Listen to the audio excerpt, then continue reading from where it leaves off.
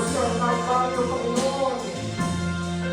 Ang pinuntahan mo ang alam sa kapakanan namin, Panginoon. Salamat po. Ikaw ang Diyos na dapat maranalan sa paghin ng bawat isa, Panginoon. Kailangan nga ng bawat isa sa amin, Panginoon. Sa wakas ng iyong kapampangan ay aming karunungan. Ang iyong kahinaan ay aming kalakasan, Panginoon. Kaya ikaw, Panginoon, ay manahan sa amin, Panginoon. Paano namin may nararawan ang iyong kaluwalhatian, Panginoon.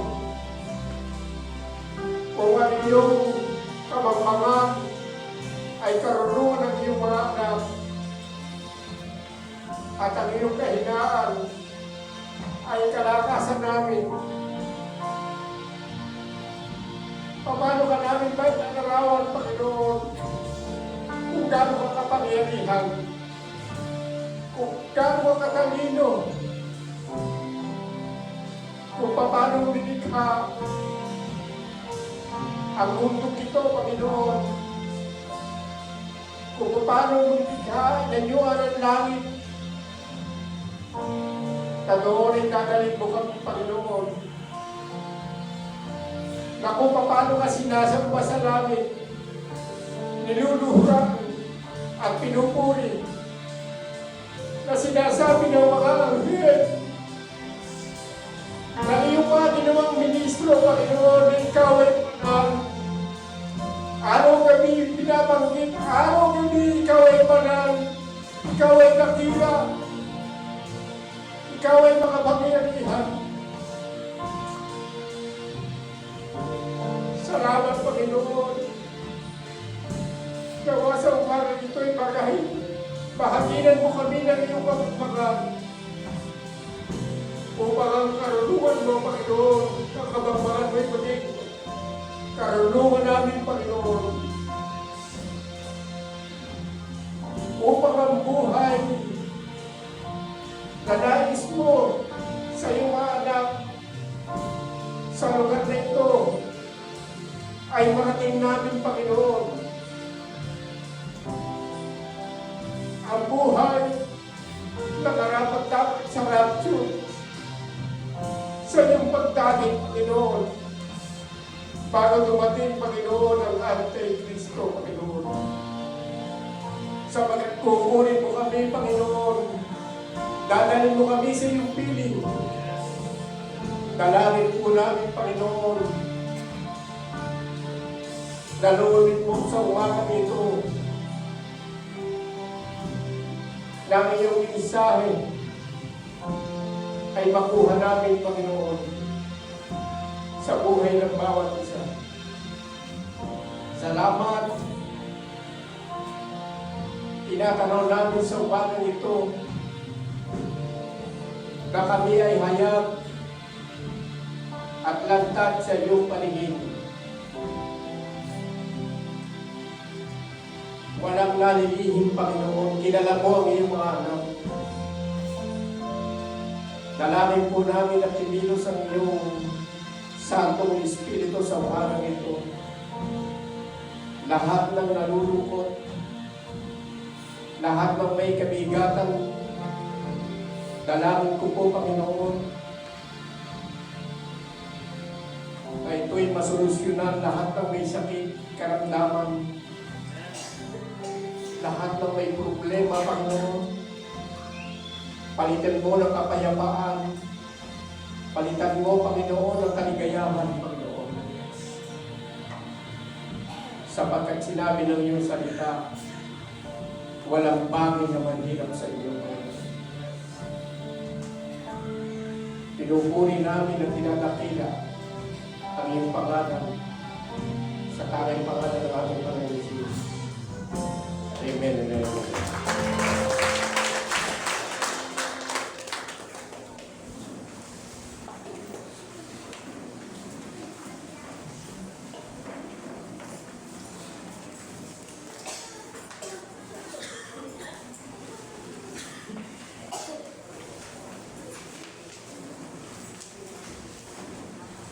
Nasa may ating ipinray ko na sa loob niya at aking matututunan dito. Alam ba ito? Good morning mga kapatid.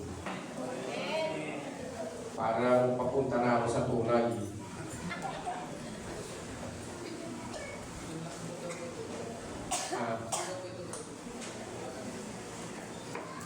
Alam niyo po,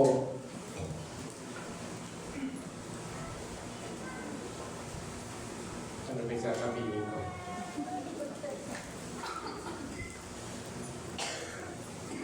Meron naman nagsasabi, natutuwa naman ako sa narinig ko. Pero mga kapatid, ang totoo, wala akong pinatatamaan. Bagamat kung minsan, yung message ko parang tabak na nakakahiwa. Di ko ba? Pero sabi na sa Tiago, ang salita ng Diyos ay parang salamin. Nakikita natin yung ayos natin. Kung tayo may ayos na, kung tayo may dungis, kapag daw ito ay para daw tayong maharap na salamin pag hindi pinapasa natin o tinitindi. Makikita mo dito kung ayos yung buhay mo o hindi. Nasa sabi na yan kung gusto mo magtanggal ng dungis. Meron po mga humarap sa salamin na hindi niya nakita yung sarili niya. Baka sa pader ka humarap. Hindi sa salamin. Nakikita natin yung sa itsura natin kung tayo ayos o hindi pagka tayo nakikinig ng salita ng Diyos. Alam nyo, yung message ko ngayon ay kung makukuha natin, napakaganda. Alam nyo,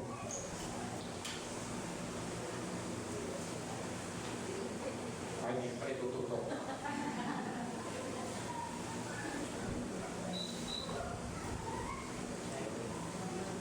Kayo, maging priority ang Diyos sa ating buhay. Alam niyo po, makikita natin dito ngayong umaga, o wala akong patatamaan sa inyo, kung ang Diyos pa talaga ay una sa ating buhay. Amen. Alam niyo po, yung kinulang po ng mensahe ito ang binigay sa akin kasi na-amaze ako doon sa buhay ng taong nagsabi nito.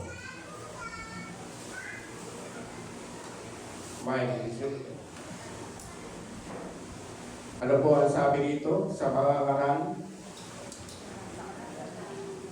Sa kabila ng lahat ng ito, isa lamang ang aking masasabi. Matakot ka sa Diyos at sundin mo ang kanyang mga utos, sapagkat ito ang buong katungkulan ng tao. Ano ba yung katungkulan? Yung responsibilidad, yung gampanin, di ba? Yung gampanin. Ang nagsabi po nito ay si Solomon sa mga ngaral. Na-amaze ako mga kapatid sa buhay niya.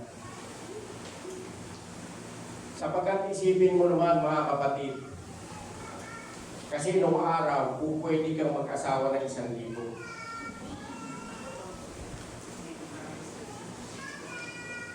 Pero ang naging asawa niya, kung susuriin natin yung verse 3 ng unang hari hanggang 4, makikita po natin yung naging karakter ng buhay niya. Nakaka-amaze. Ang isa kong hinangaan dito mga kapatid, hindi yung 1,000 asawa kasi Tingnan mo, kakagawa ka lang ng bahay mo. Takot-takot na kayamanan na, di ba? Pero ang inamis ko rito, sabi doon, kung babasahin natin, ang bilang ng Huda at Israel ay kasing dami ng buhangin sa dagat. Walang bilang, ang sabi doon kung babasahin natin. Pero lahat sila ay masagana at masaya sa kanilang buhay. Tingnan nyo, noong kapanahon na niya, ang kanyang sinasakupan ay walang bilang, ang sabi ron. Pero masagana at masaya ang buhay. Sino po ang gusto ng ganun buhay? Masagana at masaya ang kanyang buhay. Pero makikita natin, hindi pag-aaralan natin, naging priority niya sa buhay niya. Yung priority, tingnan nyo. Kasi bakit siya inalok ng Diyos? Kasi sinabi ron na ang Diyos ay minahal ni Solomon at pinaglingkuran niya ang Diyos katulad ng paglilingkod ng ama niyang si David. Tingnan nyo, bago siya inopera ng Panginoon ng isang kahilingan. Ang sabi po ron, ano ang hiniling ni Haring Solomon? Karunungan, pagkaunawa para malaman ko yung karunungan na mabuti at masama. Kaya makikita po natin dito, hindi yung pagyaman, hindi yung tagumpay sa tikba na hiningi niya, hindi yung karangalan ang inuna niya. Ang inumo niya ay karunungan. Alam niyo mga kapatid, sa buhay natin, ay may napakalaking benefit sa buhay natin kapag ka ang Diyos at ang kanyang mga utos ang uunahin natin. Gusto niyo ba ng benefits? Pakita natin dito mga kapatid. Ito.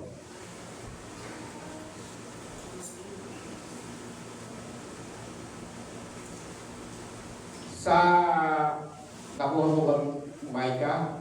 Ba't ito ang ano?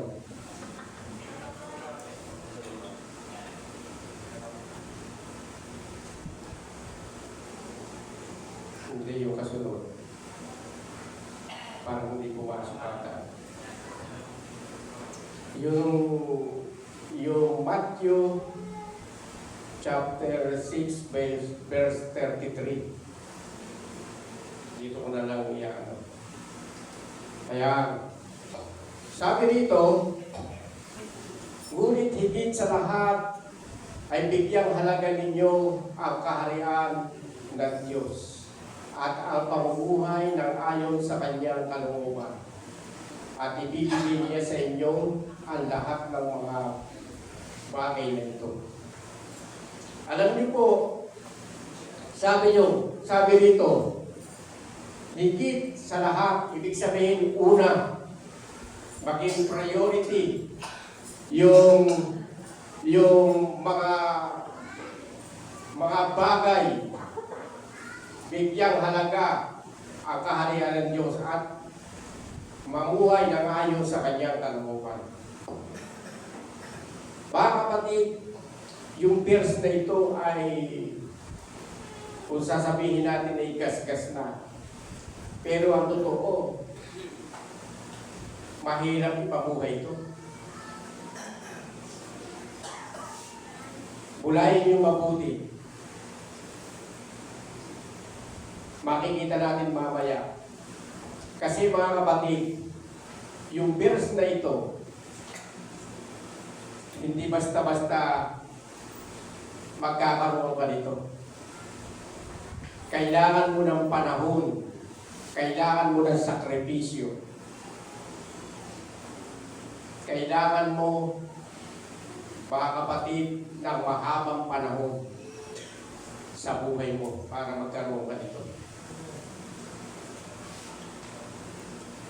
Kasi kung meron ka nito, makikita natin mamaya yung epekto sa buhay natin. Siguro, nananabig na naman iba. Napakalaki ng benefits nito. Kapag ito ang naging buhay natin. Kasi yung pinag-aaralan namin ng makalawa, yung mga wala doon ginawa, si Eutychus, si Lazarus, ay merong si Eutychus umupo lang sa bintana, nahulog doon sa pangangaral ni Pablo, pero binuhay. Ang sabi ron, nakinig lang sa pangaral, pero nakatikim ng blessing, di ba? Yun naman si Lazaro, sinabi lang sa Bible na nagkasakit at nalibing sa 4 na araw, binuhay siya ng Diyos. Nakatikim siya ng himala. Lalo na kung ang naging priority ng isang tao ang Diyos, di ba? Makikita natin dito, may sila naging miyembro ng sinang iglesia. Kaya sila naging nakatikim ng biyaya ng Diyos. Pero ang totoo, mga kapatid, bago mo marating to, doon sa kasi hindi kumasya, hindi na ilagay ni JM, ang sabi ng Panginoon, bago dumating ito, may mga hadlang sa buhay natin. Doon sa chapter 24,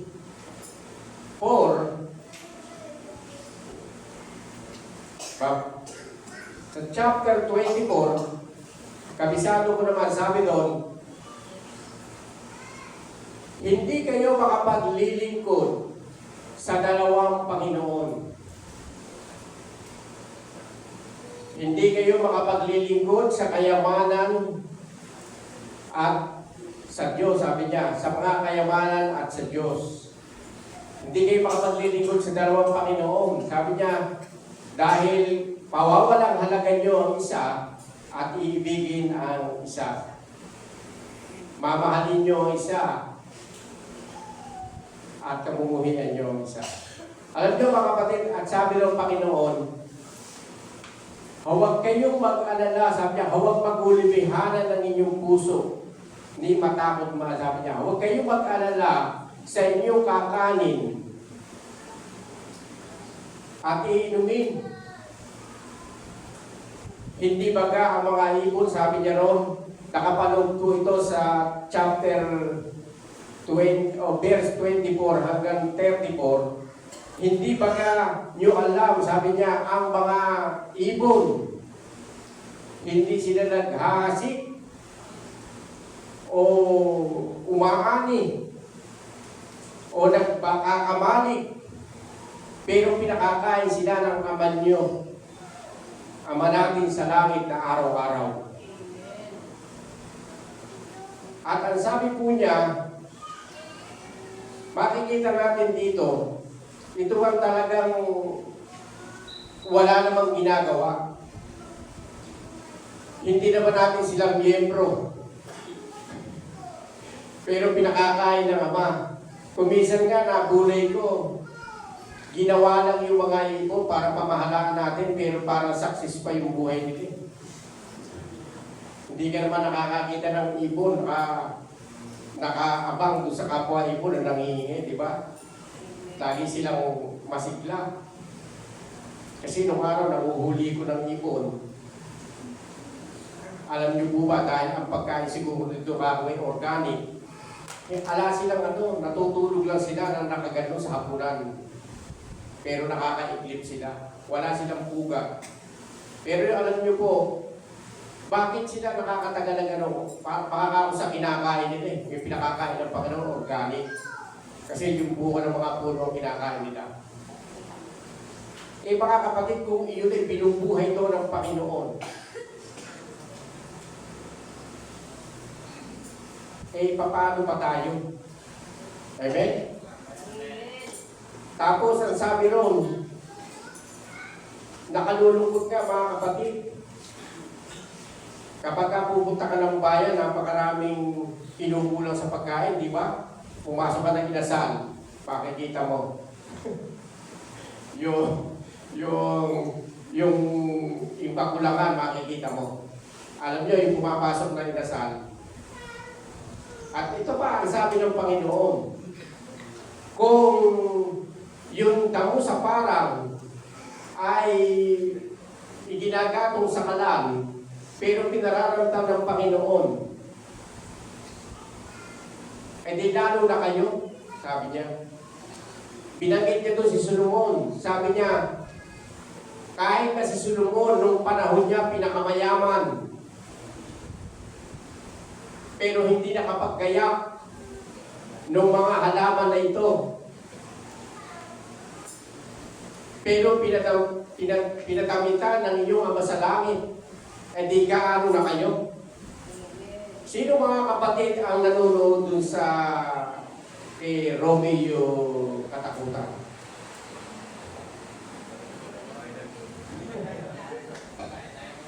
Alam niyo po, mahilig mag-alaga ng halaman si Romeo Katakutan. Pag nakita niyo, hahanga kayo sa gaganda, lalo na yung bonggabilya. Parang napakaganda sa mata o ano tawag doon, yung nakakaakit. Kasi ang ganda pa nga ng ano, kumisa konti lang ang dahon. Pag nakikita mo yung kagayangan nila, ang ganda. Pero sabi nun, ng Panginoon, susunugin lang yun. Pero ang sabi nun, kung yung ginagaya ka ng Panginoon, na wala namang katuturan, sa makatuwid, susunugin lang sila. Eh, gaano ka pa? Sabi ng Panginoon. Kaya makita natin dito mga kapatid, dito pala, kung meron tayong kaunawaan, dapat ang Kristiyano, ito na pala, dapat ang Kristiyano, blessed talaga, di ba? Kasi kung sila hindi kinakapos, masisigla. Sino po dito mga kapatid ang kaya matulog ng ganito ang posisyon?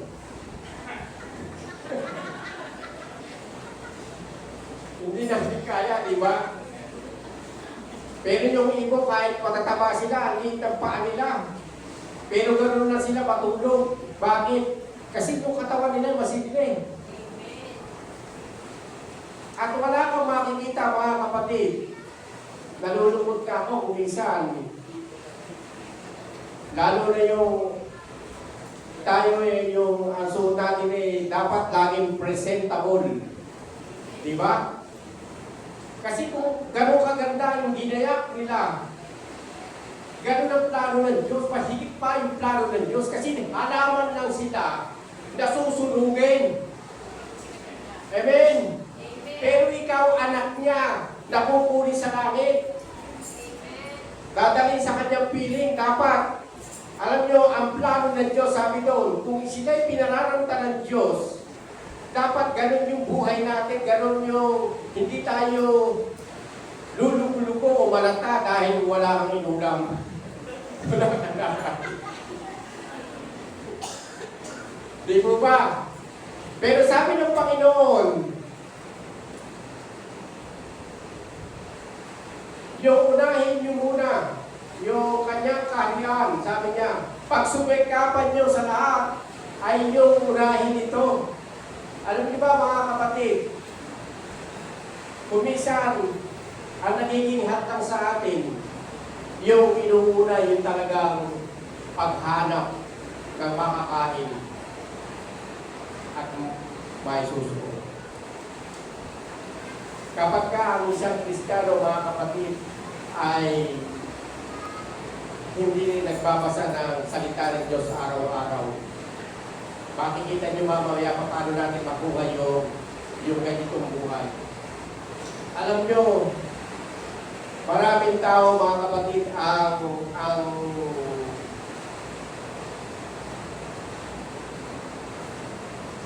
may diretso mo. Nagpasa mo na yung nagpasa mo na yung yaya.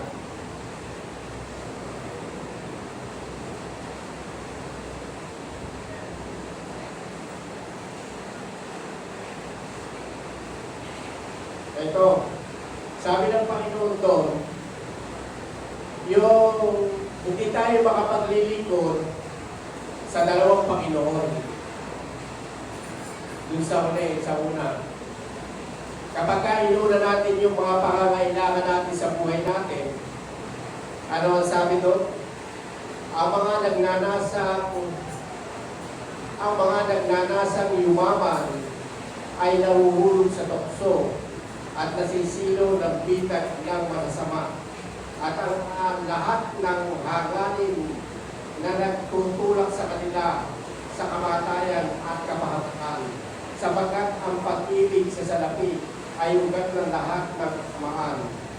Dahil sa paghahangad na yumaman, may mga taong iyo sa pananampalataya at nasasatlak sa maraming kapit-katian. Alam niyo po, marami na po akong nakita dito na Kristiyano. Alam niyo, ngunit nakatabi ko siya i-baby kanina. Yung iglesia na ito ay natayo raw sa 1983. At napakarami na mga kapatid ng nagturo rito, si Pastor Jael, si Greg at si Pastor Tony. At nagturo pa dito yung asawa ni Ate Balmy, at si Pastor Per, si Pastora Nanet, si Pastora Aris. Napakaraming nakinig. Dapat nga kung tutusin, alala tayo dito, marami na kung lahat ng tao na pumunta dito ay nakuha yung 633. Hindi nyo man alam na dito pa lang, punong-puno na sa bahay ni ng isang mong araw. Pero bakit, mga kapatid, hindi nagiging ano? Kasi konti lang talaga. Marami kong nakita ng miyembro. Hindi pa tama ito sa mga kabataan. Mga music, gumahawak ng music, naghangad ng yumaman, nag-abroad. Hindi naman lahat, pero pagkaraniwan, nababalitaan ko na buhay sa kapit-katian. Nasa abroad, nababalitaan ko bago sa buta. Bakit? Hindi naging priority sa buhay nila ang Panginoon. Nakikita ko roon, mga kapatid, na mayroon nga nag-abroad, darating dito, hindi na bumabalik. Hindi naging priority ang Panginoon. Malungkot ang buhay. Ang pamilya niya. Bakit? Hindi nila naging priority o naging una sa kanila ang Diyos at ang salita ng Diyos. Kaya mga kapatid, pakikita natin dito, maraming naging miyembro na ang inuna ay yung pagyaman. Hindi talaga yung pagharian sila ng Diyos at mamuhay sa kanyang kalooban. Makikita niyo mamaya, mga kapatid, ang buhay ng tao na ang inuuna ay ang Diyos. Success ang buhay nila. Kaya makikita natin dito, ito, hindi ito. Matatutunan ko rin ito. Dahil hindi po pwedeng hindi matuto.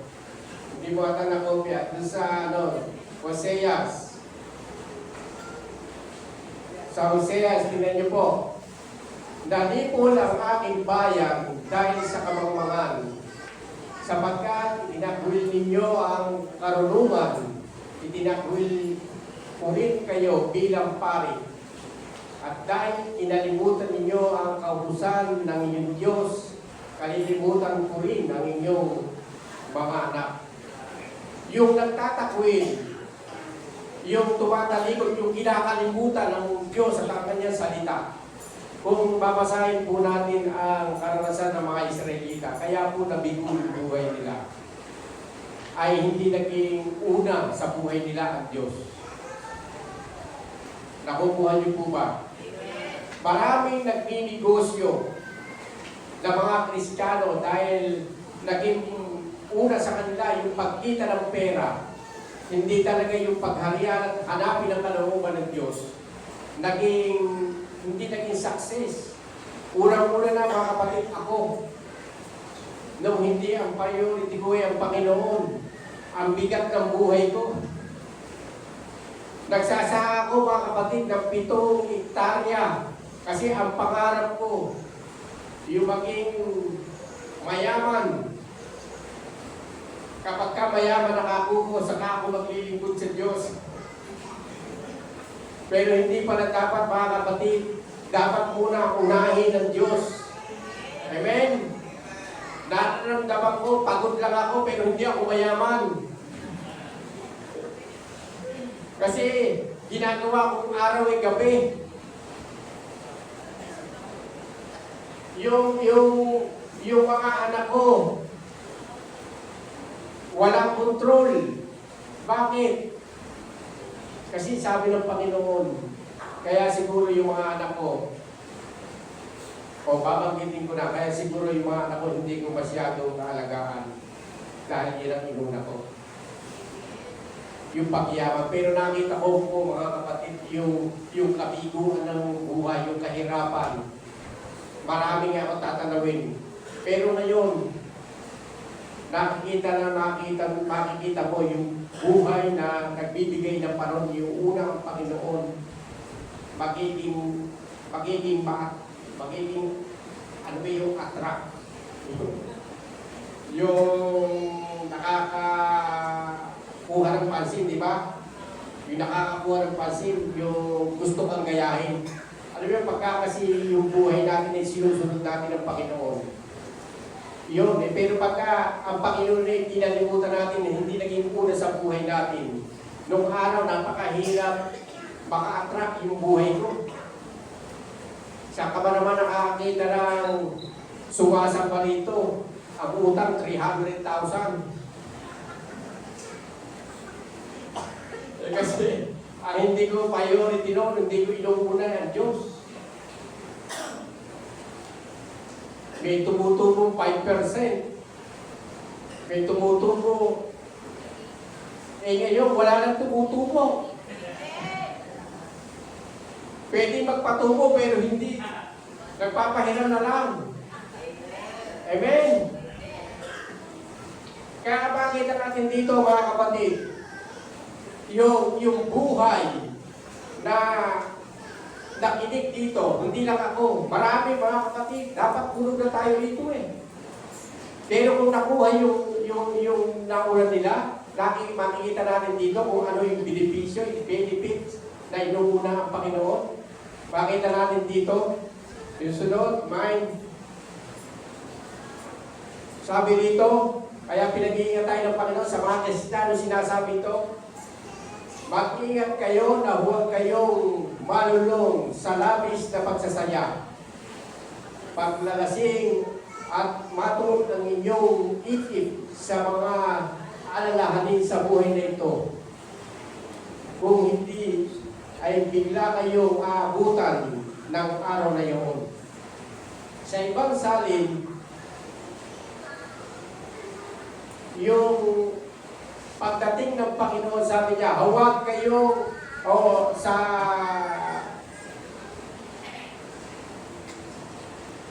sa King James, ang sabi po rito, mag-ingat kayo sa inyong sarili, baka mahulog ang inyong puso sa katakawan at paglalasing, sa mga intindihin sa buhay na ito, at maging panganib sa inyo ang pagdating ng Diyos.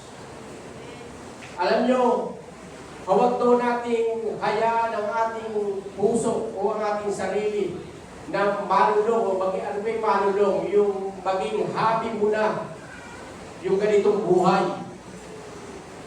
Yung puro pangangailangan sa katawan, yung puro pangangailangan sa mga bagay nito, yung mga intindihin sa buhay na ito. Baka maging panganib kasi tinanggal ko yung talagang meaning nito. Alam nyo mga kapatid, yung panahon kasi ni Noe, sabi doon ng Panginoon, yung pagdating ng panahon ng Panginoon ay karoon katulad ng panahon ni Noe. Alam niyo yung panahon ni Noe? At yung pagdating ng apoy sa Sodoma, ang tao ay ganito ang ginagawa. Haling sila sa mga bagay na pangsanlibutan. Makikita niyo doon, puro pangangailangan, may nagtatanim, may naghahanap buhay, o meron nagkakasawa, merong nagpapagawa ng bahay. Masama ba yun? Hindi. Pero, bakit naging masama? Kasi yun ang naging una sa buhay mo eh. Naging una sa buhay nila. Pero merong isa na nakasusunod sa kalooban ng Panginoon. Yung inuuna, yung gusto ng Diyos, yung kalooban ng Diyos. Yung pala, babaha. Alam niyo ba mga kapatid, yung kalooban ng Panginoon, alam mo ba? Sino ang naniniwala ngayon na si Mararato? Ngayon, sa hindi ako nag-judge,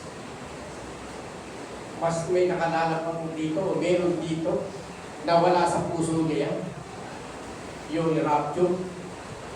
Ano, ang delikado mga kapatid sa buhay natin, puro ganyan ang ating, puro ganyan yung ating, nandyan na yung ating puso. Wala ka nang iniisip, hindi na ang priority mo, ang inuuna mo yung Diyos. Kundi yung mga bagay na panlupa. Delikado pa mga kapatid na ano yan. Delikado pa lang. Sabi ng Panginoon, mag-ingat kayo. Alam niyo ba mga kapatid na ang panapanabig na yunto ng buhay natin? Tamang payayamanin tayo ng Panginoon. Pero ang pinakayugto ng napakasarap na buhay, yung ma-rapture ka. Kasi hando ng lahat sa langit yung pangangailangan mo. Babaguhin ng Panginoon yung katawan natin. Iaakyat. Pagdating natin doon, dadating yung Antikristo. At magsisimula na mga kapatid ang napakahirap na buhay dito sa mundo na sinasabi ng Revelation.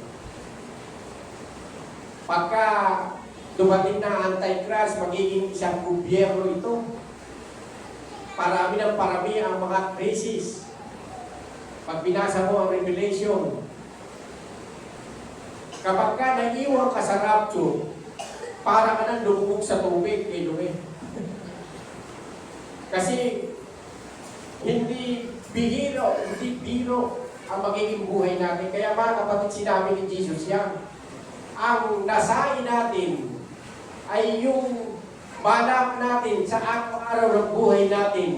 Ano ba talaga ang kalooban ng Diyos? Amen? Kaya tingnan mo yung sarili mo mga kapatid. Sarili natin. Ano yung araw, ganyan sub-sub yung buhay mo sub-sub yung buhay mo dyan eh. Ano pa kailangan mo sa rapture na pa? Basta kailangan ko yumaman. Pero mga kapatid, mali. Kaya makita natin dito,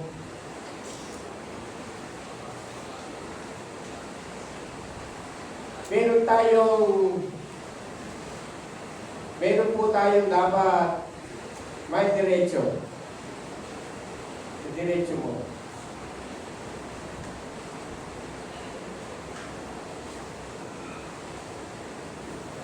Matututunan ko rin ito.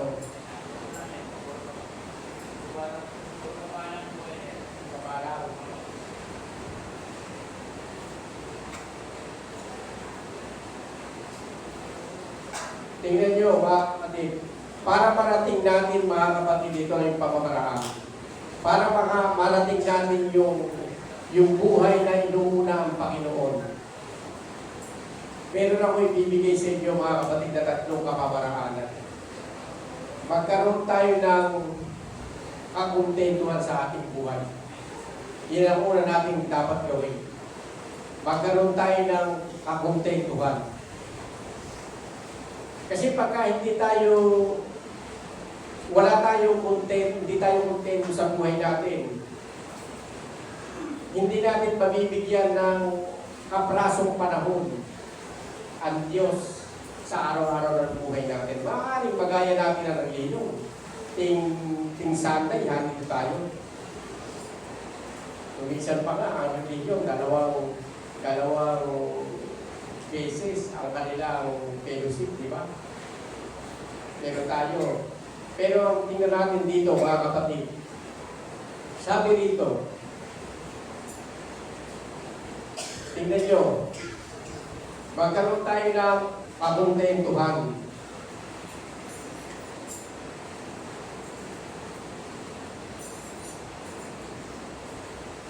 Sabi po rito, dito man, ay bakit nalagay sa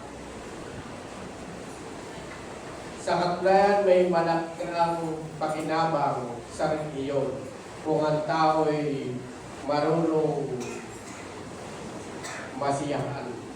Pero hindi doon ang parang hindi nakuha yung sa sa Timoteo. Walang tayo, sabi dito, sa katunayan, may malaking pakinabang sa reliyon.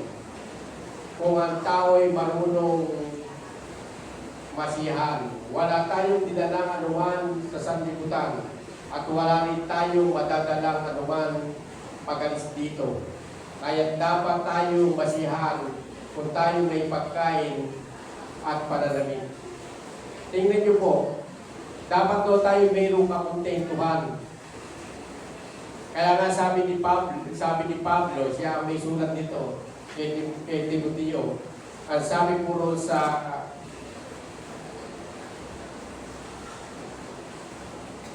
Filipos 4:11 and 10, sabi niya, sa lahat ng antas ng buhay, natutunan ko ang makontento. Natutunan ko ang masiyahan. Sabi niya, marunong akong magutom, kaya mo maging mabusog. Pwede naman akong managana, pero din ako wala. Pero isang bagay lang ang natutunan ko, sabi po niya, ang natutunan ko ay maging makontento. Dapat meron tayong contentment o meron tayong kasiyahan sa buhay natin. Amen? Sabi po rito, yung relihiyon ay may malaking pakinabang kung ang tao ay marunong masiyahan. Amen? Ako noon, hindi ako nasisiyahan eh. Lagi ko sinasabi kay Brother Rick, kailangan magka-forums ako. Bakit ko sinasabi yan? Pero mga kapatid, magkaka-forums ako. Kahit hindi ako nagtatrabaho. Pagkainod ako ang Panginoon. Amen. Kaya makikita natin doon, yung una, dapat maturuan natin ang buhay natin, magkaroon tayo ng kakontentuhan. Tatlong bagay ito. Pangalawa, matutunan ko rin ito. May pangalawa,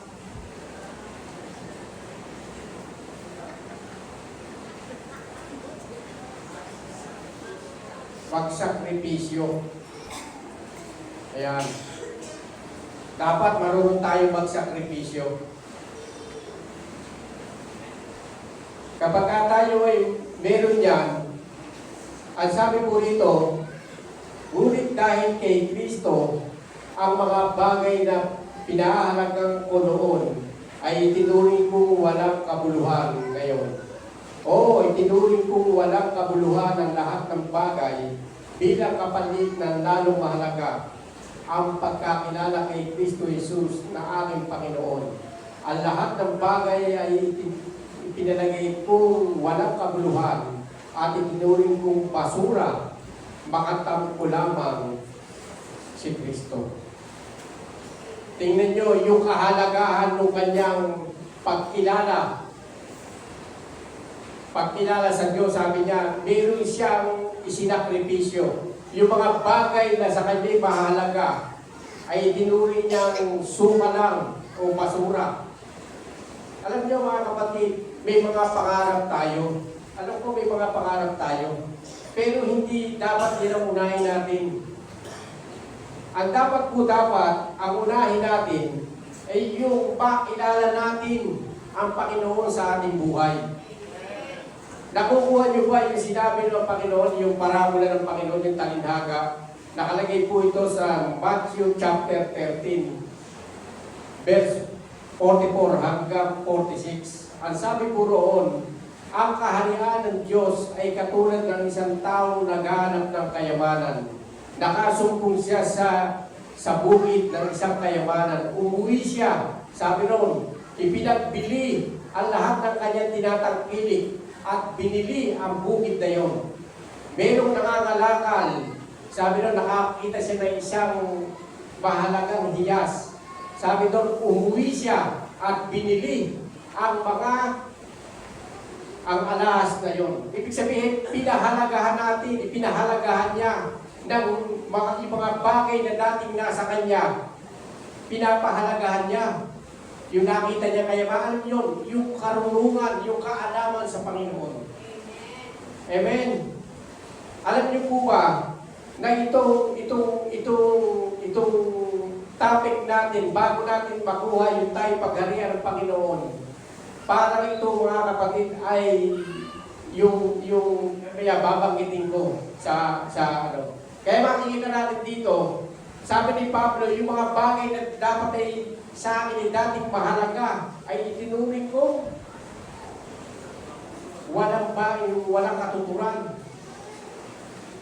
Kung minsan mga kapatid, dahil sa buhay ko na ito, kung minsan ako may gagawin, pero kailangan magpasa. Amen? Kailangan mag-aral. Kailangan meron tayong sakripisyo, hindi buong panahon natin. Alam nyo mga kapatid, kaya naging ito yung pangatlo, makikita natin. Kaya ang sabi ni Pablo, kaya narating niya nakilala ang Diyos.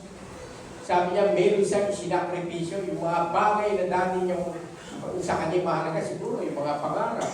Meron mga bagay na unang-unang itinakwita, ihiyo. Di ba? Eh mamaya, papaliwanag ko sa inyo kung paano yung pangatlo, mag-aral sa salita ng Diyos. Mag-aral tingnan nyo po. Titingnan nyo, dito malapit na tayo matapos. So kayo antukay. Mga kapatid. Sabi ito, mas bukas ang isipan ng mga Hudyong kayo nga bumasa. Sige.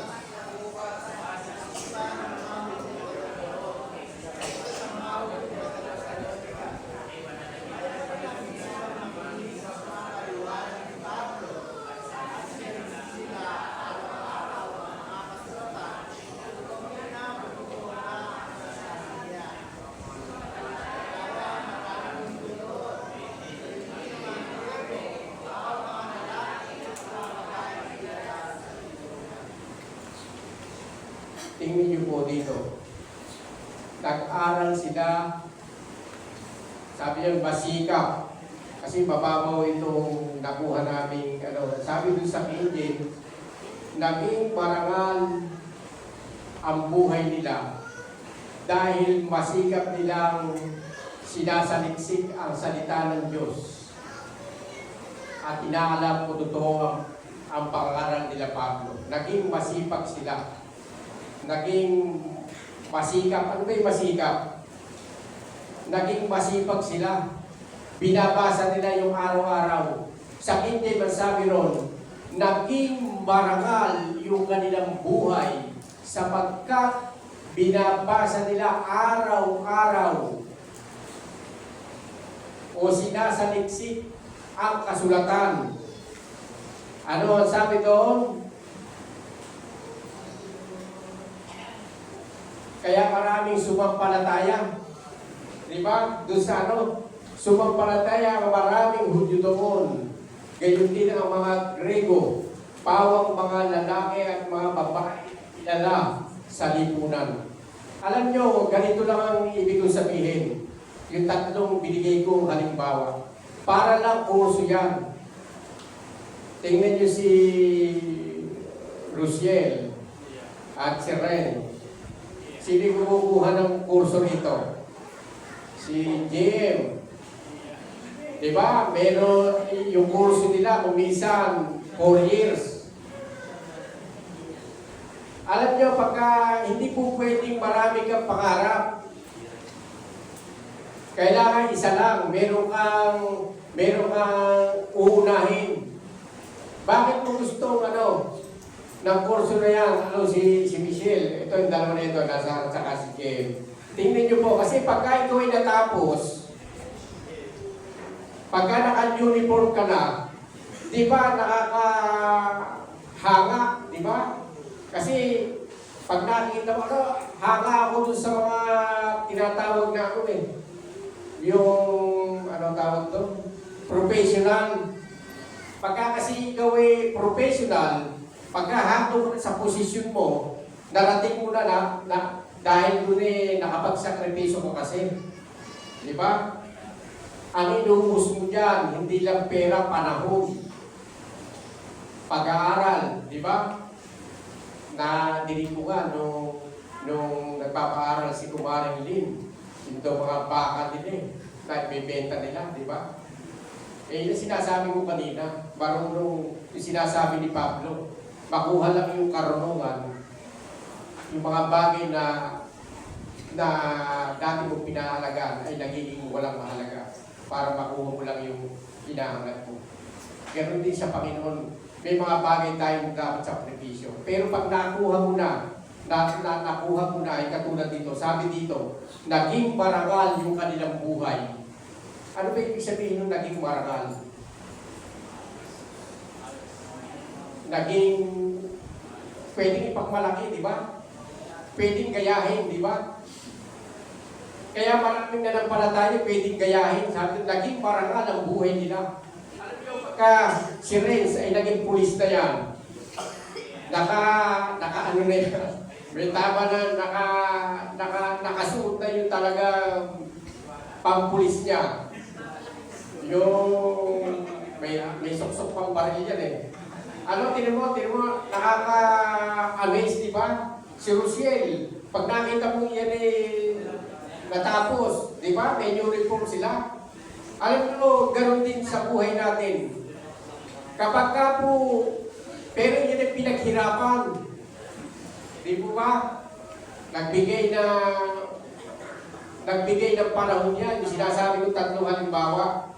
At makikita natin dito na napakaraming kaya pagka yung mayroong kursong natapos, tatanungin natin yung mga bata, ano gusto mo paglaki mo? Teacher po.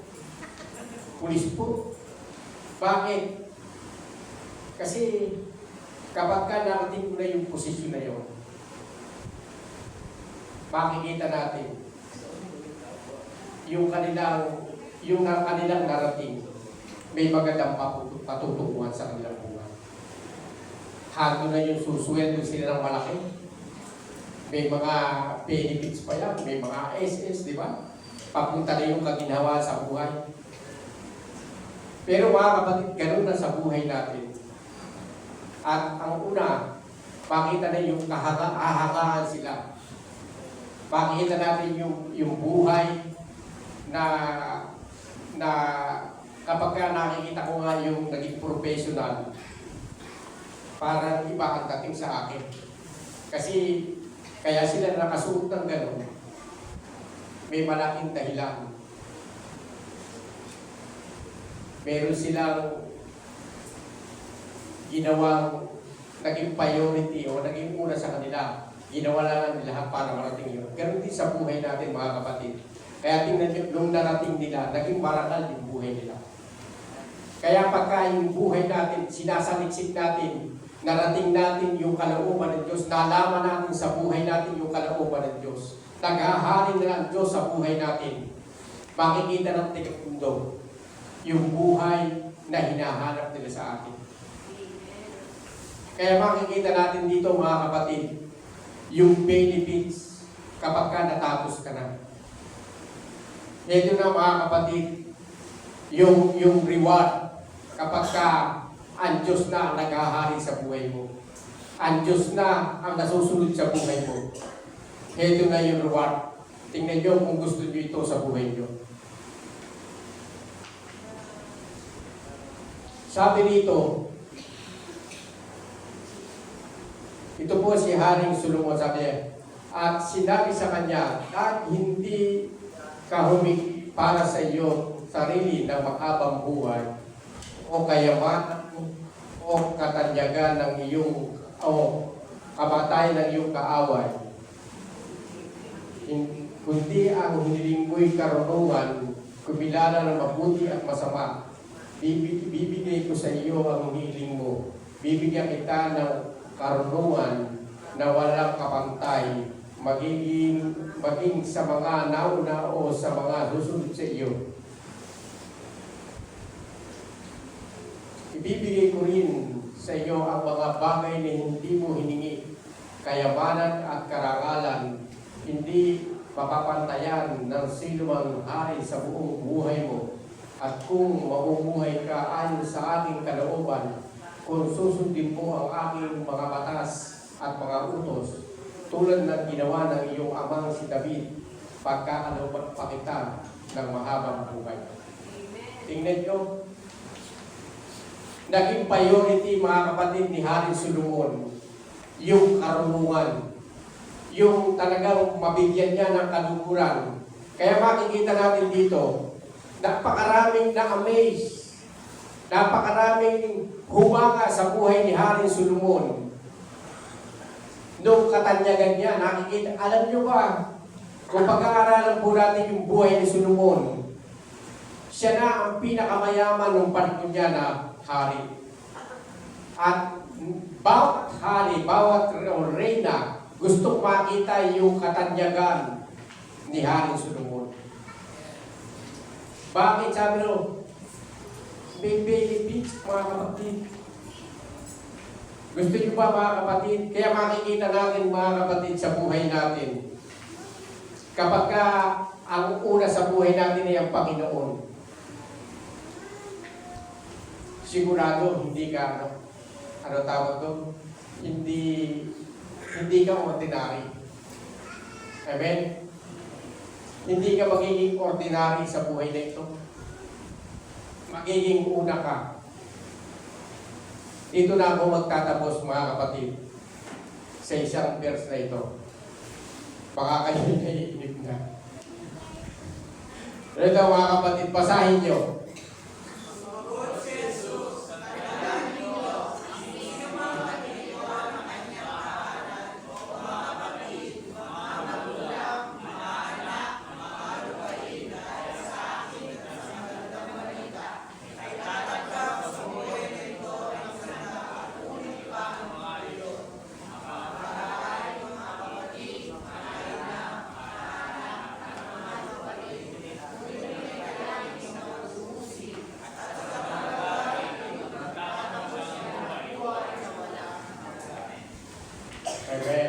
Tignan nyo, kapag ka daw ang Panginoon naging una dahil sa Kanya at sa Kanyang salita, sa Kanyang ebanghelyo, naging una siya sa pamilya natin, sa magulang, sa mga kapatid, sa mga anak. Sabi nung tatanggap tayo ng 100 ulit sa buhay na ito, hindi sa langit ha, sa buhay na ito dito. Amen. Pagka ang Diyos ang una sa buhay natin, hindi natin pinagpalit. Ano ba ang tinatangkilik natin pagka ang Diyos ang inuna natin? Kaya makikita natin dito, may kasamang pag-uusig at buhay na walang hanggan. Kaya makikita natin dito, kung nag-iwan ka ng 1 hektar ng lupa, magkakaroon ka ng 100 hektar. Amen! Para nag-iwan ka ng 2 magulang, may kaparit na 200 magulang. Para nag-iwan ka ng 10 kapatid, 1,000 kapatid ang ipapalit ng Panginoon. Amen! Kapag ang Panginoon naging priority ng buhay natin, sigurado maasenso ang bawat isa sa atin. Amen! Meron pang liwat, buhay na walang hanggan sa piling ng Diyos. Hallelujah, Jesus. Kaya mga kapatid, maging priority natin ng Panginoon. Totoo ito mga kapatid. Marami na akong nakita mga kapatid na ang buhay nila binigay sa Diyos. Inuna ang Diyos. Kaya ang buhay nila ay maging masaya. Naging trilyonaryo, hindi lang milyonaryo. Bakit po mga kapatid? Sapagkat nung sila'y nagbigay ng buhay sa Panginoon, milyonaryo na sila. Hindi nila pinagpalit yung bilyon. Ang inuna nila ang Diyos at ang Ebanghelyo ng Diyos. Naging priority ang buhay nila. Kaya sila'y naging trilyonaryo. Kasi hindi nila pinagpalit ang Diyos sa kanilang kayamanan. Amen? Hallelujah, Jesus. Iyan mga kapatid ang benefits na ang inuuna ay Diyos. Hallelujah, Jesus. Tumayo po tayo. Mananalangin po tayo sandali. Hallelujah, Jesus. Ama, salamat sa iyong kalooban naman namin nasa langit ayon sa Hebreo 4 verse 13, Panginoon, lahat ay hayag at lantak sa inyo, Panginoon. Walang magtatago sa inyong paningin, Panginoon. Kilala mo ang bawat isa po sa amin. Kilala mo ang aming mga ugali, ang mga ginagawa namin sa araw-araw ng aming buhay. Wala kaming maibubukli sa inyo, Panginoon. Dalangin po namin, Panginoon, na kung ikaw sa buhay namin ay hindi una, hindi ka priority ng aming buhay. Dalangin po namin, Panginoon, na maranasan namin sa aming buhay ang sinabi ng aming Panginoong Hesus sa Matthew chapter 6 verse 33, Panginoon. Naunahin ka namin, Panginoon, at pagsikapan namin na maghari ka sa aming buhay. Upang, Panginoon, ang buhay namin may dagdag po sa buhay namin, Panginoon. Ang hindi namin kayang liripin na mga pagpapalang darating sa aming buhay. Kaya mo, Panginoon, na pagkaanin at paasensuhin ang aming buhay. Katulad ng iyong sinabi, Panginoon, kung unahin ka namin, Panginoon, ang 100 ulit na iiwan namin, Panginoon. Papalitan mo na 100 ulit ang mga bagay na hindi namin pahalagahan. Alang-alang, Panginoon, sa iyong Ebanghelyo, Panginoon. Salamat mula sa araw na ito. Magiging priority ka namin sa aming buhay. Mauna ka, Panginoon. Babawasan namin ang aming panahon sa aming mga trabaho para bumasa, para hanapin ang iyong kalooban. Dadasain namin, Panginoon, sa aming buhay na ikaw, Panginoon, ang maging una, maging priority ka sa aming buhay, Panginoon. Upang ang buhay namin, Panginoon, ay maging kakaiba. Para naranasan namin, aanihin namin sa aming buhay ang iyong salita. Sa sinabi, Panginoon, sa Marcos 10:29-30, Panginoon, na kami ay magiging masagana, Panginoon, kasama ng pag-uusig. at buhay na walang hanggan. Salamat po. Pinupuri ka namin at pinasasalamatan sa tanging pangalan ni Jesus. Amen. Amen.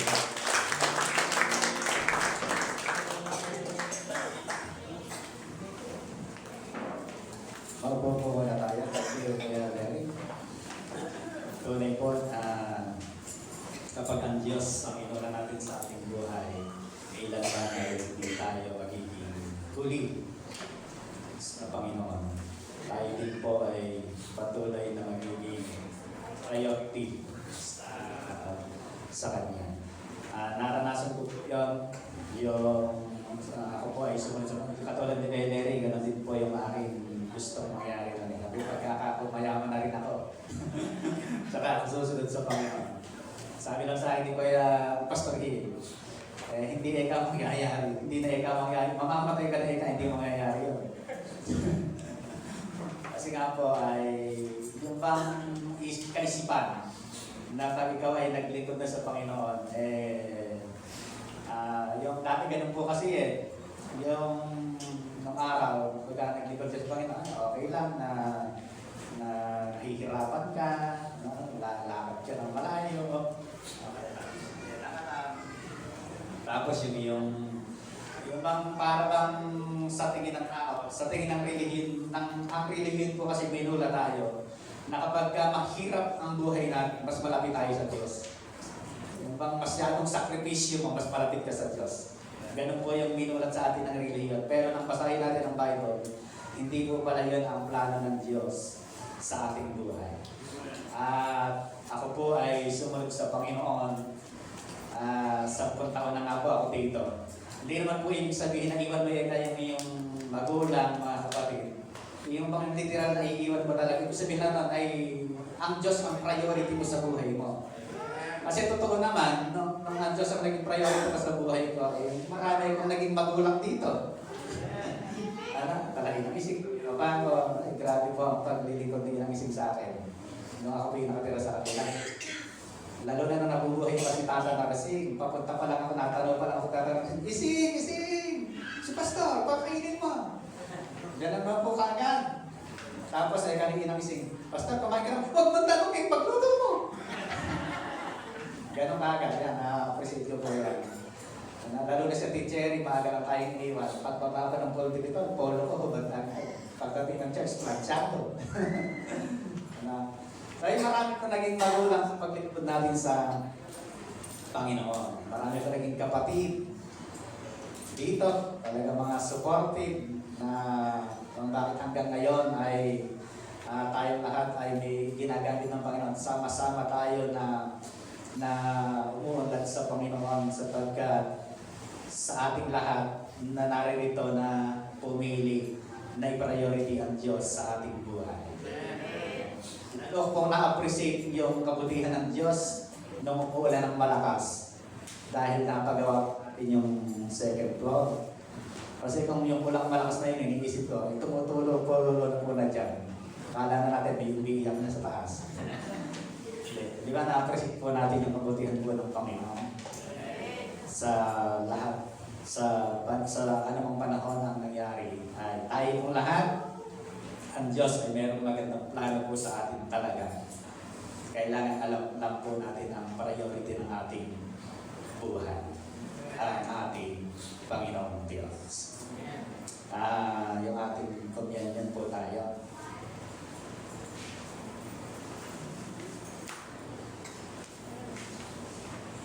Hindi ba tayo ito ngayon at paralaman po natin ang ating communion.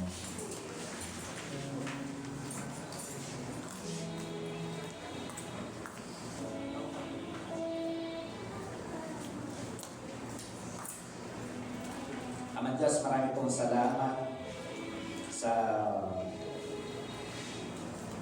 simbolo ng iyong katawan at simbolo ng iyong dugo na sa aming pananampalataya kami ay naugasan, kami ay nalinis, na sa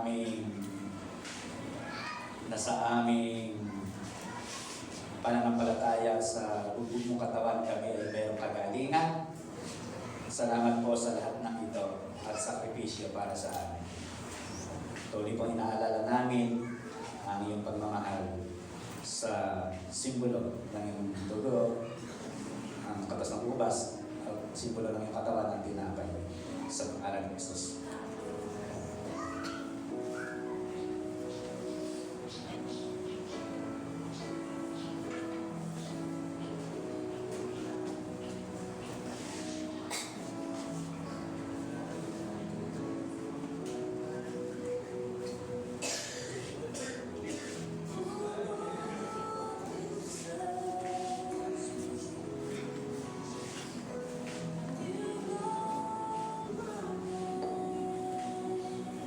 Habang tayo po ay tumatanggap ng mga simbolo po na yan, inyo pong angkinin lahat ng benepisyo